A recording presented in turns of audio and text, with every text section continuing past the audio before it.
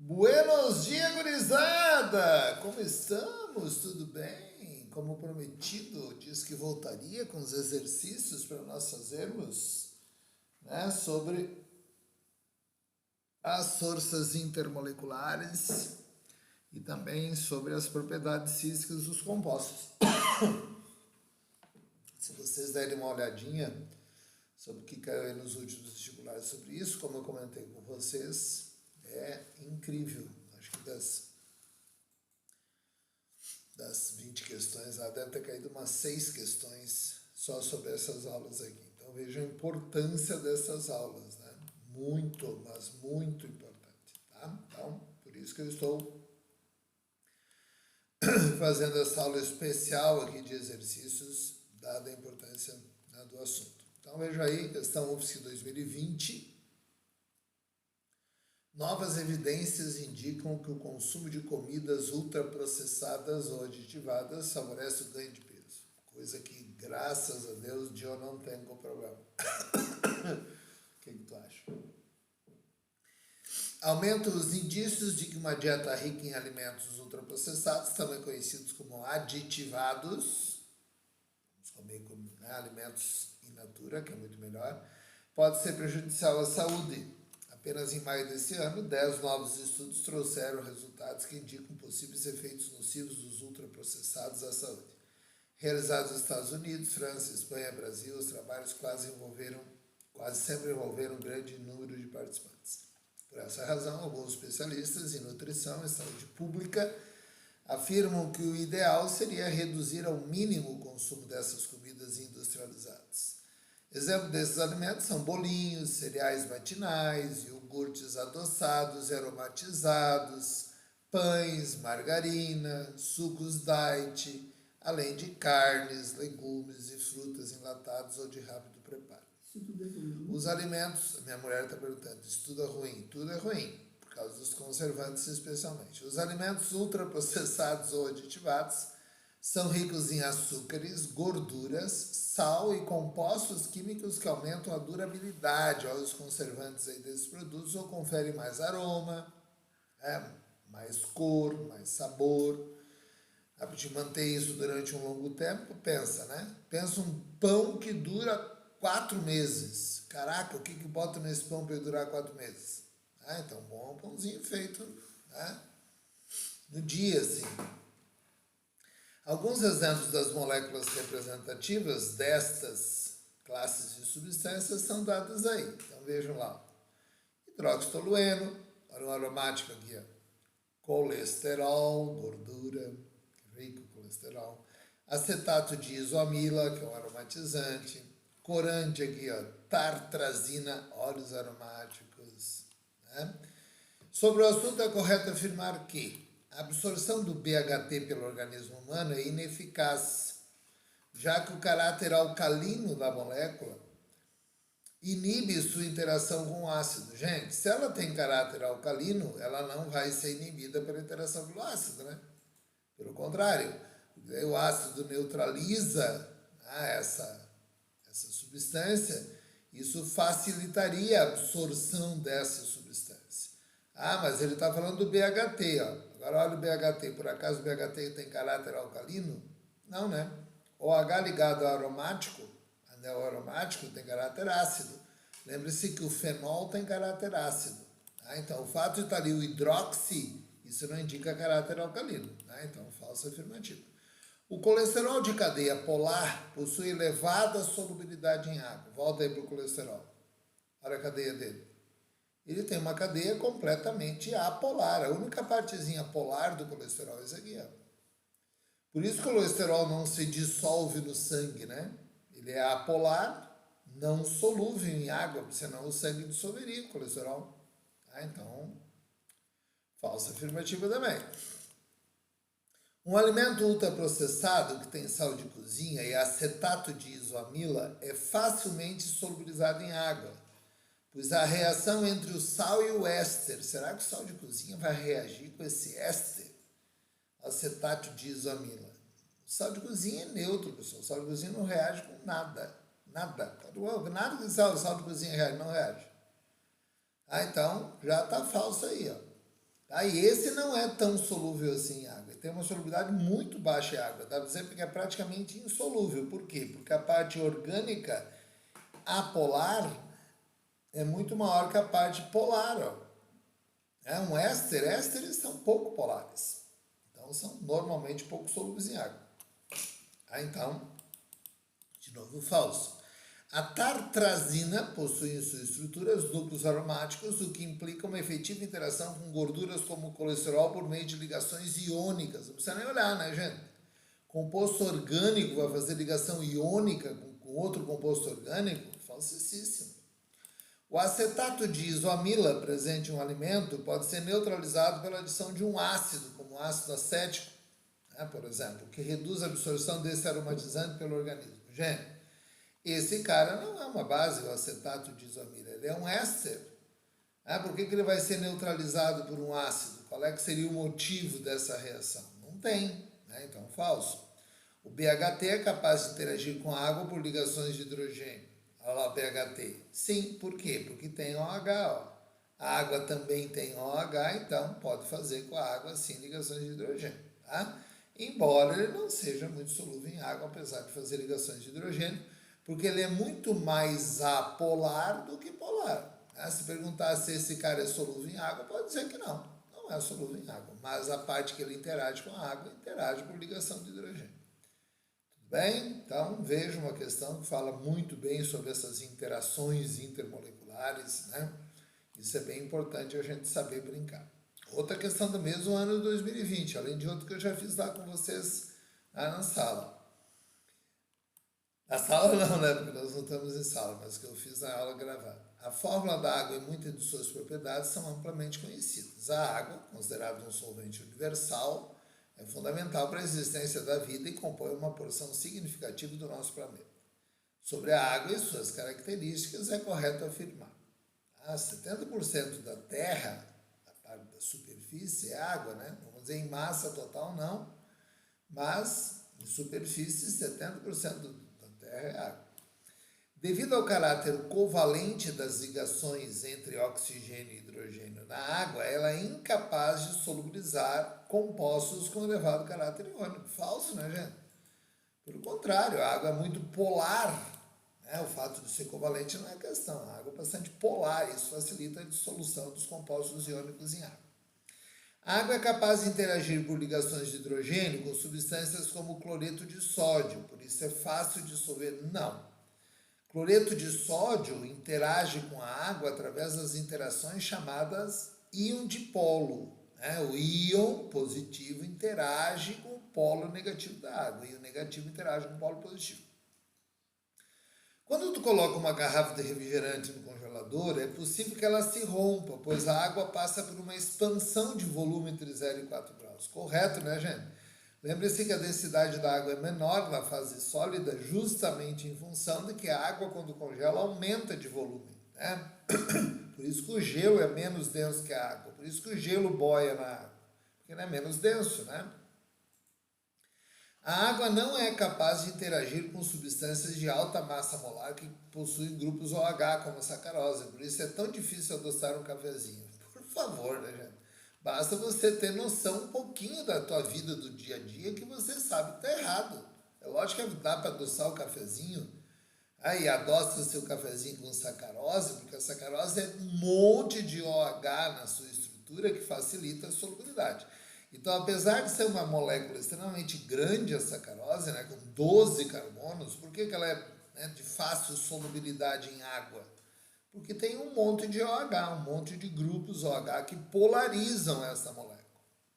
Sob condições atmosféricas idênticas, ao adicionar sal de cozinha à água para o cozimento do macarrão, a água vai entrar em ebulição a uma temperatura superior da água pura. Correto, isso não tem a ver com o assunto que nós estamos vendo, que é a parte de forças intermoleculares, mas tem a ver com o que nós estamos vendo. Olha o que eu estou falando, não tem a ver, mas tem a ver. Não tem a ver, porque isso é uma propriedade coligativa, a influência do aumento do ponto de ebulição devido à adição de um soluto não volátil, mas tem a ver porque a propriedade coligativa que está sendo mencionada ela ocorre justamente porque aumenta as forças de atração intermoleculares. Quando tu bota sal na água, tu cria com a água essa interação íon-dipolo, que não é uma intermolecular, porque não é entre moléculas, sempre é um íon e uma molécula, mas é um tipo de força de atração que ocorre entre o soluto e o solvente, que faz com que haja esse aumento no ponto de ebulição da água. O cozimento de alimentos em água aquecida numa panela de pressão é acelerado, porque a água converte-se abundantemente a gama... Nada a ver, né, gente? Isso tem a ver com o aumento da pressão. Aumenta a pressão, aumenta o ponto de ebulição da água. E com isso tu consegue, né, trabalhar com a água numa temperatura acima de 100, porque água em panela aberta está fervendo a 100. Água em panela fechada, panela de pressão, ela ferve acima de 100 graus. Isso facilita o cozimento do alimento. Tá? Questãozinha da UEPG. Ó. O avental de um técnico de laboratório tem manchas de iodo e azuis de cloreto de... Manchas azuis de cloreto de cobre 2. A simples lavagem com água eliminou apenas as manchas azuis. Com base nas informações, assinale o que for correto. O cloreto de cobre 2 é um composto iônico que é solúvel em água. Sim, né? Se ele está dizendo que a lavagem tirou apenas as manchas azuis, significa que ele é solúvel em água, senão não sairia. Então, ele é um composto iônico, também te leva a concluir isso. Só que depois, gente, nós vamos ver uma coisa que vai determinar qual composto iônico na real é solúvel em água. E nós vamos cantar uma musiquinha juntos. Ah, qual é a musiquinha? Alcalinos e amônios são solúveis. Então, na verdade, são solúveis os metais alcalinos, sais de metais alcalinos, aí sais de amônio. Os nitratos e acetatos também são solúveis os nitratos e os acetatos, que depois vamos ver quem são. Os cloretos, brometos, iodetos e os sulfatos apresentam exceção. Está dizendo que os cloretos, os brometos e iodetos são todos solúveis, só que tem exceção. A exceção é Ag, Hg, Pb. Todos os sulfatos também são solúveis, mas tem exceção. Casou-se com o senhor Bartolomeu Pobre. Quem é? Cálcio, senhor Sr. Estrôncio, Bartolomeu Bário, Pobre, chumbo. Tá? Então, nós vamos ver depois isso, essa solubilidade de composto iônico. Por enquanto, tu responderia sim, sem dúvida, porque é composto iônico, mas cuidado, tá? Não é todo composto iônico que é solúvel, os cloretos são. Exceção Ag, Hg, Pb. O iodo é uma substância apolar. Sim, porque é uma substância simples, que é insolúvel na água. Sim, a água é polar, ele é apolar, por isso que manchas de iodo não saem com água. Não é solúvel. Então, se tu quiser tirar iodo, tu tem que usar uma substância que dissolve iodo. Tá? Por exemplo, gasolina. Aí a gasolina vai ficar impregnada na roupa e vai ficar fedendo a gasolina. Então, tem que usar uma substância que também não fique depois impregnada na roupa. A fórmula do cloreto de cobre 2 é essa. Sim, né? O cobre é 2, o cloreto é menos 1, isso você sabe, né? Mesmo sem saber nomenclatura, então correto. A interação que existe entre as moléculas de iodo e entre as moléculas de iodo é do tipo dipolo de polo. Não, né, gente?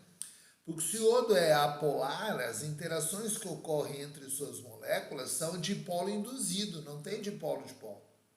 Então é dipolo induzido e dipolo instantâneo. A mancha de iodo pode ser removida com tetracloreto de carbono. Ó, CCl4, tetracloreto de carbono, é tetraédrico com ligantes iguais, portanto é apolar. Apolar com apolar, um dissolve o outro, então correto, afirmativo. Tudo bem? Sobre forças intermoleculares, assinale o que for correto. Moléculas de HF estabelecem ligação de hidrogênio. Correto. Né? H-FON, H com F, H com O, H com N. A existência de ligação de hidrogênio entre as moléculas e um determinado composto interfere no seu ponto de ebulição. Obviamente, né, gente? Quem tem ligação de hidrogênio deve ter ponto de fusão e ebulição maior do que quem não tem, anormalmente elevado. Forças intermoleculares do tipo dipolo-dipolo são mais fortes do que ligações de hidrogênio. Não, não são. A ligação de hidrogênio é uma dipolo-dipolo especial, mais intensa que a dipolo-dipolo comum. Né? Então, falso. As moléculas de ácido sulfídrico interagem pela presença de ligação de hidrogênio? Não, né, gente?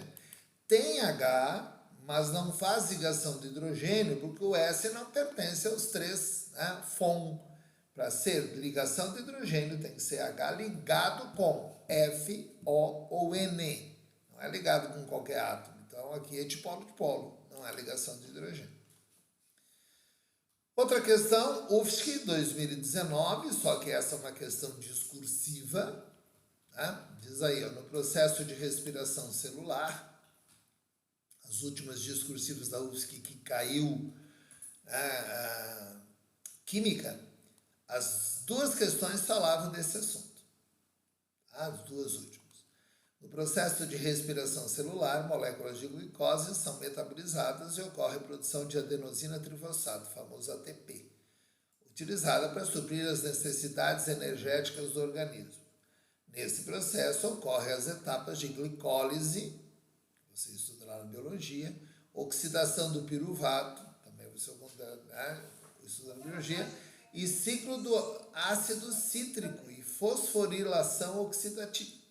Maneira simplificada de representar. A glicólise consiste na reação de moléculas de glicose com oxigênio para gerar a energia de que a célula precisa e de dióxido de carbono e água como produtos da reação.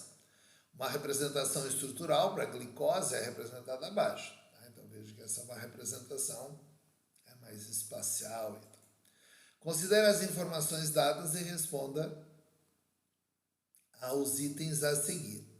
Escreva a equação química balanceada para o processo de glicólise descrito no enunciado, pressupondo com produtos apenas dióxido de carbono e água. Então, ele está falando que um dos processos de glicólise é a reação da glicose com oxigênio. Então, é você montar a equação que representa isso. Tá? Então, de acordo com aquilo que está sendo dito lá, a reação é essa. A glicose reage com oxigênio, forma CO2, água e energia. Aí tu faz o balanceamento da equação. A letra B, ele pergunta, identifica o oxidante, né, na reação de oxidação. Bom, embora isso não seja o assunto aqui que nós estamos tratando, mas para a gente determinar o agente oxidante, a gente tem que saber o que aconteceu aí em termos de número de oxidação. Né? Então, o NOx do oxigênio é menos 2, eu acho que você já viu isso lá com o Miron, NOx do H mais 1, aí você acha o C, isso vai dar 0. Como é que eu faço para quem não lembra? 6 vezes x, 6x, 12 vezes 1, 12, 6 vezes menos 2, menos 12, a soma tem que dar 0. Se você fizer isso, o x vai dar 0. O oxigênio é 0, porque é uma substância simples. O oxigênio é menos 2, o C, consequentemente, é mais 4, o H mais 1, O menos 2. Aí você tem os NOx aí de todos os elementos que estão participando. Então, o que aconteceu? O carbono aumentou o NOx, então oxidou. O oxigênio reduziu o NOx. E o oxigênio que reduziu não é aquele, né? Que ele continua menos 2. O oxigênio que reduziu é esse aqui. Ó. Então, veja que tu tem no total aí 18 oxigênios. 6 deles continuam com o mesmo NOx, que é provavelmente esse aqui, ó, né? Onde vem a água.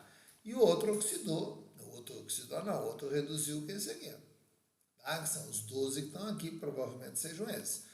Mas se você não sabe o mecanismo da reação, aí você não sabe quais são os oxigênios. Então, tanto faz, né? Pode representar daqui para cá, ou pode representar daqui para lá. O fato é que, com certeza, aqui estão. Então, se tivesse que optar, tira essa fora. Por quê?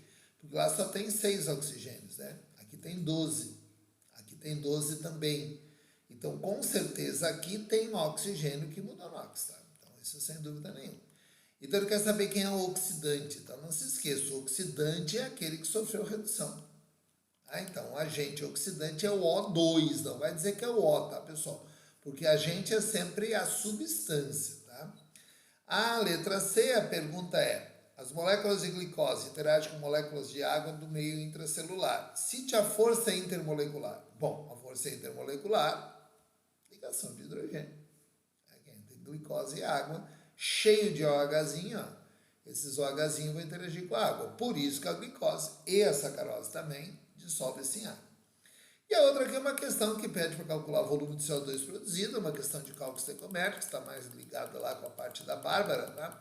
Eu coloquei aqui a resolução, mas sem a preocupação aí de resolver a questão. Mas está resolvida aí, tá? Essa resolução está dada. Então, quem quiser olhar aí, né, dá uma olhadinha. Bom, seguindo aí, estamos vendo os módulos aí 18 e 19, extensivo, tá? Em módulo 11, terceirão.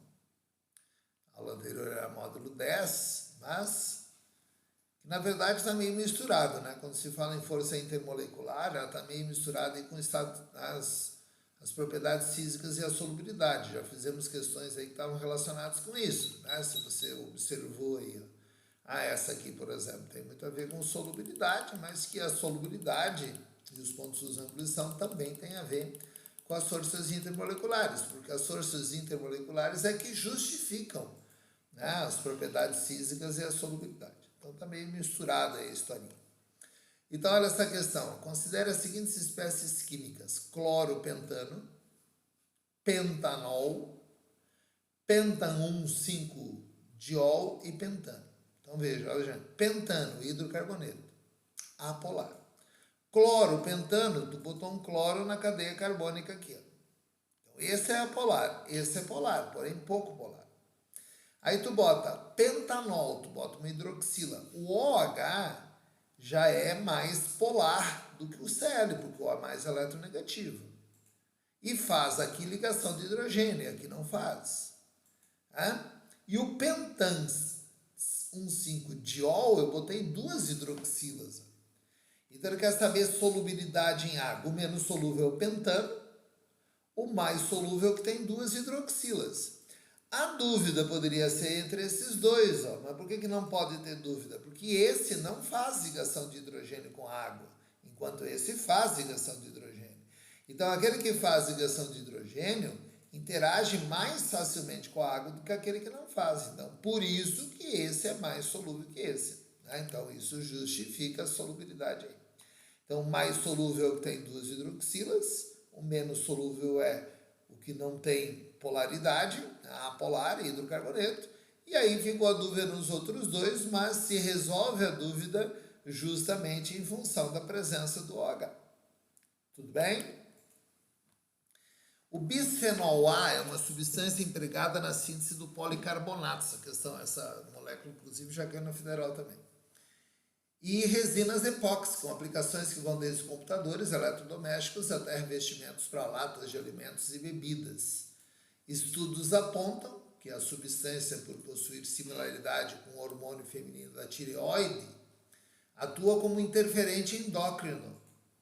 No Brasil, desde 2012, é proibida a venda de mamadeiras ou outros utensílios que tenham bisfenol A. Antigamente tinha isso aqui nas mamadeiras. Meu Deus, pobre das crianças, como é que não morreram tudo? O 2,2-difenilpropano, de estrutura similar ao bisfenol A, é um hidrocarboneto com grau de toxicidade ainda maior que o bisfenol A. As fórmulas estruturais das substâncias são dadas aí. Então, esse é o bisfenol A e esse bem parecidinho. A diferença é que esse tem 2 hidroxilas e esse não tem, né? Então vejam aí, com base nas propriedades físico-químicas dessas substâncias, considere as afirmativas a seguir. A solubilidade do bisfenol A em solução alcalina é maior que em água pura. Gente, olha lá, 2 hidroxilas ligadas a anel benzênico. Lembra que hidroxila ligada a anel benzênico forma um fenol e que o fenol tem características ácidas. Então, dadas essas características ácidas, isso vai facilitar a solubilidade da substância em solução alcalina, porque ele vai formar com o ácido, vai formar com a base, um sal que é mais solúvel do que esse composto. Então, isso facilita. Então, sempre que jogar alguém que é ácido no meio básico, tu facilita a solubilidade, ou alguém que é básico no meio ácido também, tá? Ligações de hidrogênio, interações pi-pi. Interações de ligação pi são forças intermoleculares que atuam entre as moléculas de bisfenol A. Isso está certo também, tá, pessoal? Quando você tem essas ligações de hidrogênio, facilita. Isso aqui está, mas nós não falamos sobre isso. Então, agora vai falar. Isso aqui, na verdade, é uma coisa que você teria que ver mais lá com o Miron. Mas quando você tem planos de carbono, né, que seriam essas estruturas aqui, né, do anel benzênico, que tem ligações π, essas ligações π, elas ficam perpendiculares ao plano e elas podem interagir entre si, um plano com o outro. Isso facilita, tá? Essas interações. A solubilidade do 2,2,2-difenilpropano em água. Sobrou um 2 aqui, né? É maior do que em hexano. Esse cara é mais solúvel em água que em hexano? Não, né, gente? Esse cara é apolar. Se ele é apolar, ele é solúvel em água. Então, fácil. E é solúvel em falso. Solúvel em hexano, porque o hexano é hidrocarboneto, é apolar também. O ponto de fusão do 2,2-difenil, aqui acertou. 2,2-difenilpropano é maior que o do glicerol. Não, né? Não. Se esse cara tem OH diferente daquele que não tem, isso faz com que as interações intermoleculares aqui sejam mais sólidas que aqui. Então, falso afirmativo. Questão bem boa, a questão assim, bem tipo federal, embora seja uma questão, né, de objetiva, mas uma questão que, né, trabalha aí com substâncias que a federal gosta de pedir. As questões federais são bem assim, bastante, né, contextualizadas, e aí dentro do contexto das aplicações práticas eles vão perguntando. Olha essa aqui, ó. Olha como são questões muito práticas. Ó. Brasileiros comem quase tanta carne como os americanos, mas a desigualdade social e o poder aquisitivo distorcem a distribuição dos bifes no Brasil. Se a gente tivesse mais dinheiro, a gente comeria mais. Em média, cada brasileiro deve consumir em 2018, já passou, cerca de 90 quilos de carne. Barbaridade. A diferença é relativamente pequena para a média americana, que nesse ano deve ultrapassar pela primeira vez a marca dos 100 quilos por pessoa. As semelhanças, no entanto, param por aí. O professor Paulo Rossi, Laboratório de Pesquisa em Bovinocultura da Universidade Federal do Paraná, conduziu uma pesquisa com alunos de pós-graduação da Universidade Federal do Paraná em 2016, que mostrou que o brasileiro decide que carne irá comer conforme o dinheiro que tem no bolso. Então, a gente não come qualquer carne, você vai comer picanha, filé, alcatra. Tu acha que nós temos... E aquela costelinha, né? Pelo amor de Deus, que carne boa está perto do osso. Então, mostrou... não esqueça, quem não assistiu, né? Assista lá a nossa live, que está no YouTube, a live sobre o churrasco. Ficou bem legal a live do churrasco. Tá? Já está lá disponível para vocês, tem bastante acessos, né? Perto de 1.000 acessos já. Então tá legal. Sabemos que tem gente que passa mais de um mês sem comer carne vermelha, coisa triste. Enquanto outros comem 1 quilo de picanha a R$50 o quilo, apenas no churrasco no fim de semana. Barbaridade. Então, bom, quando o cara tem a opção de não comer carne, tudo bem, daí não é triste, né? O cara é vegetariano, o cara é vegano e não quer comer carne, não estou dizendo que isso é uma tristeza. A tristeza é tu não ter dinheiro para comprar carne, né? Tem gente que gosta e não pode comer. Né? Em termos absolutos, é o frango que faz o consumo per capita de carne do brasileiro se aproximar da média americana, justamente por pesar menos no bolso. Sabe-se que a carne possui quantidades significativas de proteínas e gorduras, lipídios, entre outros constituintes. Após contato com a carne, é sabido que os recipientes ficam impregnados da gordura que se solidifica com o resfriamento do alimento e frequentemente recorre-se ao uso de detergentes para completa limpeza. Moléculas representativas de gordura, um triglicerídeo, detergente, dodecilsulfato de sódio, um surfactante, né? Um surfactante são mostrados abaixo. Então, tá aí, olha as diferenças entre eles. Ó. São lipídio, né? Gordura, né? Olha por que a gordura não dissolve a água.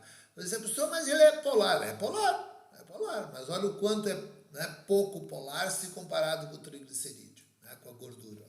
A maior parte da gordura é apolar, por isso que ela não se dissolve na água. Já aí vem o dodecilsulfato de sódio, que é um surfactante, um sabão, um detergente. Por que isso vai funcionar e vai dissolver em água? Então, nós tínhamos trabalhado isso lá atrás, né, na parte teórica. Porque ele tem um caráter anfifílico, né, anfipático. Ele tem as duas partes. Ele tem a parte apolar, que faz com que ele seja solúvel na gordura, E tem a parte iônica, cabeção iônico, que faz com que ele seja solúvel em água. Então ele consegue fazer essa ponte. Isso é o caráter anfifílico. Essa capacidade que se tem de dissolver tanto no polar quanto no apolar. Anfifílico, anfipático, anfiprótico. Essas denominações podem ser utilizadas. Quando tu lava, ao lavar com água quente um prato sujo com gordura, aumenta-se a polaridade das moléculas. Não, né, gente? O fato de usar água quente não aumenta a polaridade. O que tu faz é que tu provoca um relaxamento entre as ligações intermoleculares que facilitam com que essas moléculas saiam do prato, onde eles estão ligadas, aí, atraídas. Né? Então, na verdade, falso afirmativo. Não é isso. As moléculas do dodecilsulfato de sódio presentes no detergente são capazes de interagir com a água e também com triglicerídeos, sim. Né? Aquilo que eu falei para vocês, o caráter anfifílico, anfipático. Essa parte aqui interage com a gordura. Opa, saímos aqui. Essa parte interage com a gordura, esse rabão apolar. E essa parte aqui interage com a água, o que faz com que ela consiga dissolver a gordura na água. Que é um dissolver, que eu já comentei na teoria, que não é dissolver, tá? Isso não forma uma mistura homogênea, muito cuidado. Vai formar aí aquelas chamadas micelas, que são compostos que têm um tamanho muito grande, que são visíveis no microscópio. Então, é uma mistura homogênea em aparência, macroscopicamente falando, mas é heterogênea se for pensar em termos microscópicos, tá? Então, a verdade é, detergentes são eficazes em remover gordura, pois estabelecem ligações iônicas. Não, né, gente, com a água.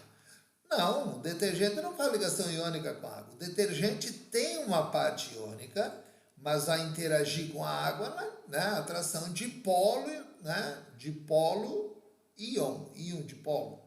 Então, falso afirmativo. Em sua estrutura, a molécula do triglicerídeo mostrada no enunciado possui insaturações. Sim, tudo isso são insaturações. Ligação dupla. E átomos de carbono com hidroxidação sp. Olha o que nós vimos lá. Se é dupla sp, não, né, gente? Para ser sp tem que ser ligação tripla ou duas duplas. Não tem nenhum carbono que tenha duas duplas aí. Então, falso. Na molécula de dodecilsulfato de sódio, há ligações covalentes formadas entre carbono e hidrogênio, sim, formando uma cadeia alifática e saturada. Alifática aberta, saturada, sim, alifática saturada. Chama, Mirão!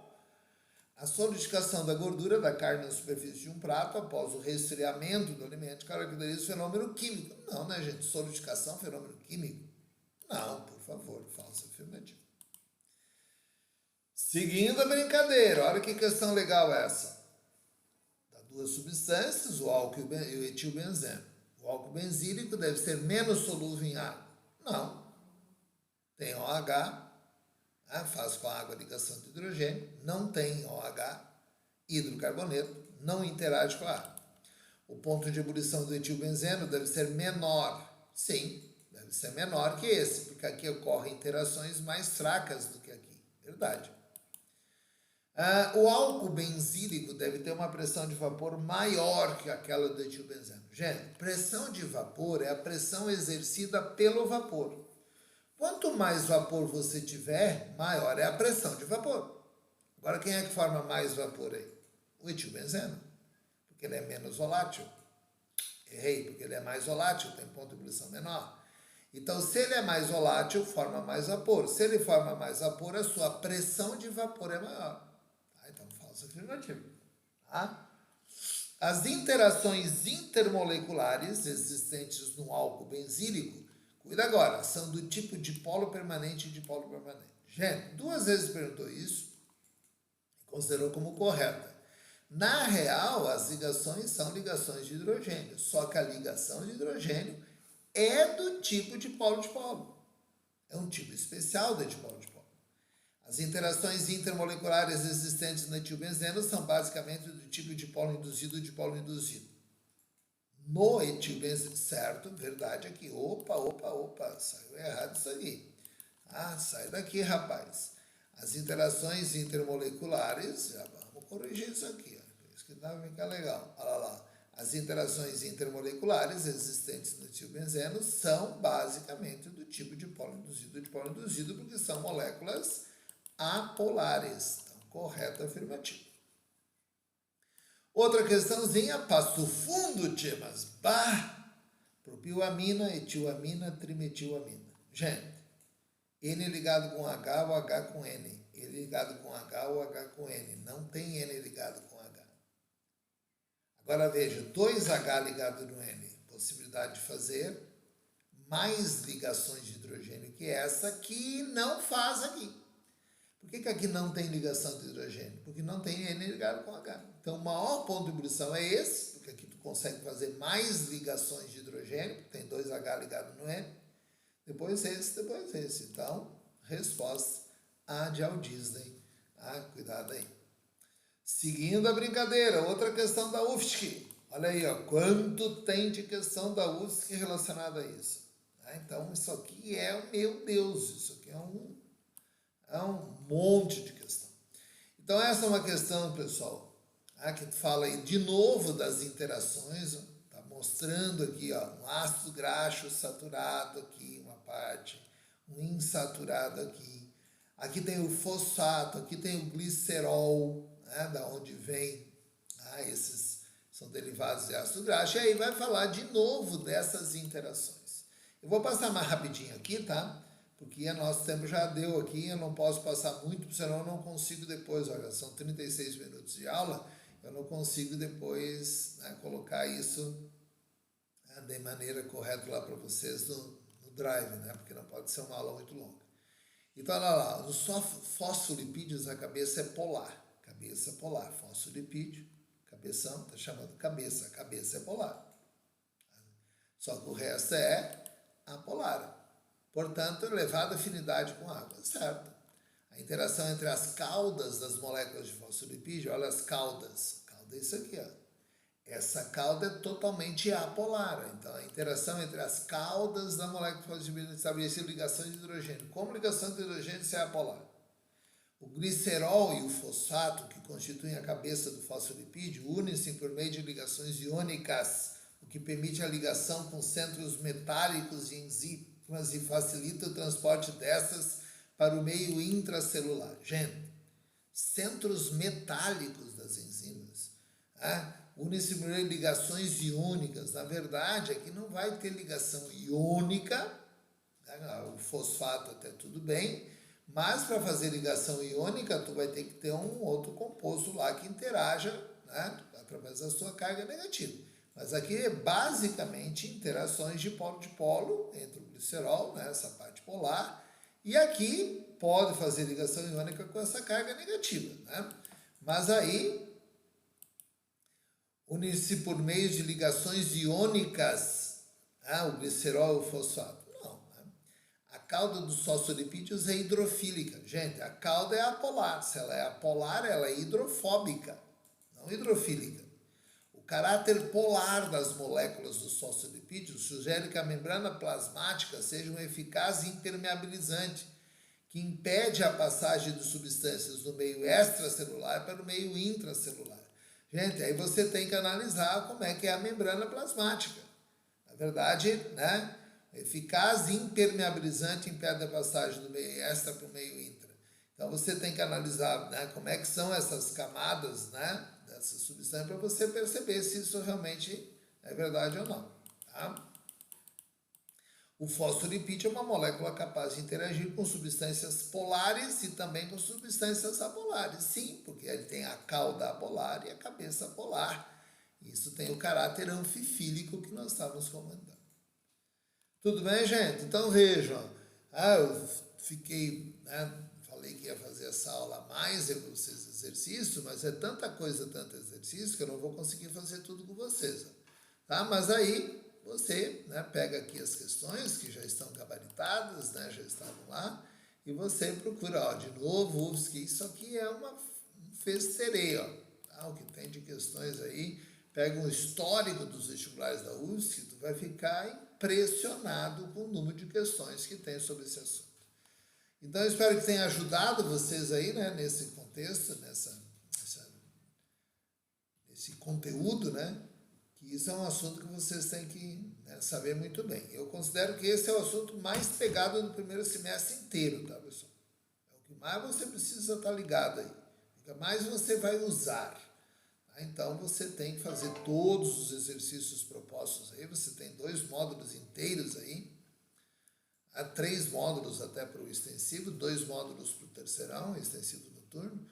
Então, façam todos os exercícios, nenhum vai deixar, não escolha exercícios quando completa o módulo, tá? Você faça todos. Tá? Então, esse é um assunto que tem que fazer tudo. Tá bom? Valeu, abraço aí.